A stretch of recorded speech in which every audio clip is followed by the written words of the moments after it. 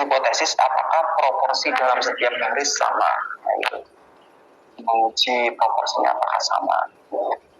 Misalkan kita memiliki data seperti ini ya, data terhadap abortion law, hukum yang mengatur tentang aborsi. Ada yang mendukung, ada yang menolak, ada yang tidak menentukan pilihan. Ini Demokrat ini anggap aja fraksi Demokrat, ini fraksi Republik, ini fraksi Independen ya. Jadi ada 3 kolom dan 3 garis juga. Dari data tersebut kita uji apakah proporsi Demokrat, Republik, dan Independen yang mendukung undang-undang sama, apakah proporsinya sama. Proporsi setiap afiliasi politik melawan hukum adalah sama, dan proporsi masing-masing afiliasi politik yang belum diputuskan adalah sama. Berarti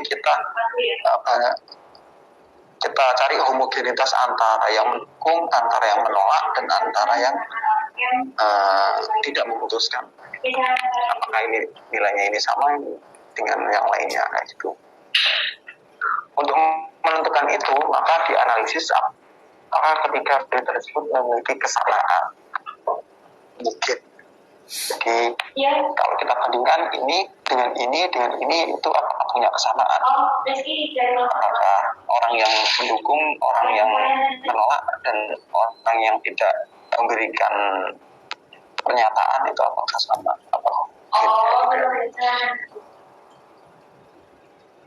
Nah, uji ini dinamakan uji homogenitas. Untuk menyelesaikan persamaan masalah homogenitas, yang pertama seperti biasa ya, kita sama aja menentukan hipotesis ya. Sebenarnya topnya sama ya, ada entah itu goodness of fit, kecocokan tadi, independensi sama homogenitas, dan juga hipotesis yang awal-awal materi kemarin itu termasuk dalam uji hipotesis. Jadi untuk menyelesaikannya sama, ada 0, ada 1-nya juga. Nah, 0-nya itu untuk semua kategori Demokrat, Republik, dan Independen adalah sama, ya, dianggap sama. Dia frekuensinya tadi dianggap sama.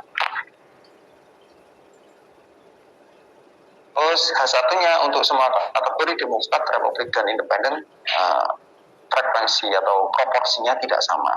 Yang H0-nya proporsinya sama, yang H1-nya proporsinya tidak sama.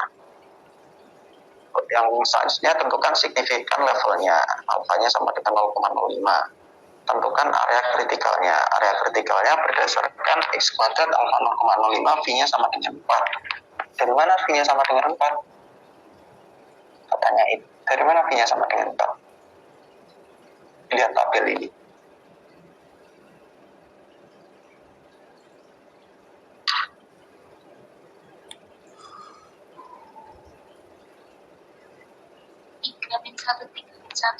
Jadi 2 kali 2, 4.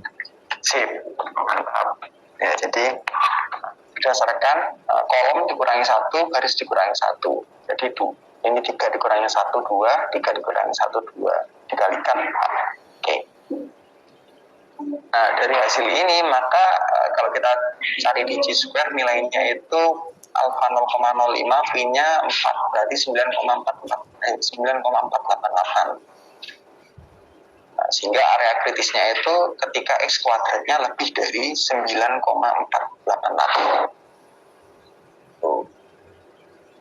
Setelah itu kita hitung nilai ekspektasinya.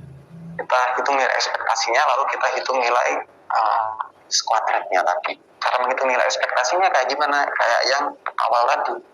Kita cari probabilitasnya dulu.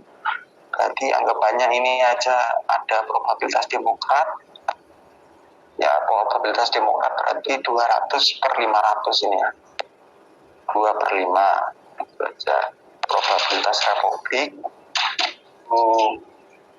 150/500.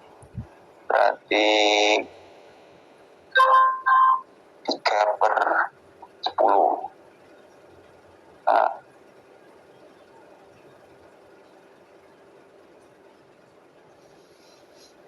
terus habis gitu probabilitas Independen sama 3/10.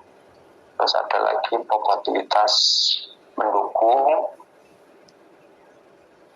214/500,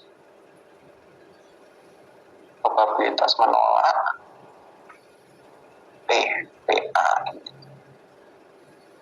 222/500, probabilitas undecided atau tidak ngapa-ngapain 4/500, begitu ya. Nah, setelah itu dicari hubungannya. Berarti nanti untuk mendapatkan ekspektasi 85,6 ini berarti kan Demokrat dengan mendukung, berarti 2/5 dikalikan 214/500 dikalikan totalnya 500. Nah, ketemunya 85,6. Mencari Demokrat dengan menolak, berarti Demokrat dengan menolak yang A ya. 2/5 dikali 222/500 dikalikan 500, ketemunya 88,6, seterusnya. Nah, untuk mencari X kuadratnya berarti rumusnya sama kayak ini, observasi dikurangi ekspektasi dikuadratkan dibagi ekspektasi. Nah, ini semuanya dihitung, berarti ada 9. Ada 9 nanti ketemu nilainya 1,53 ini. Nilai 1,53 ini kalau dibandingkan dengan kritisnya, dia berada di kirinya area penolakan, sehingga dia tidak menolak H0. Atau ini ya alasannya, karena X kuadrat, kalau X kuadrat ini yang dihitung, X kuadrat 0,05 ini yang ada di tabel, X kuadratnya kurang dari ini, ke menolak 0. Nah, udah habis ini materinya.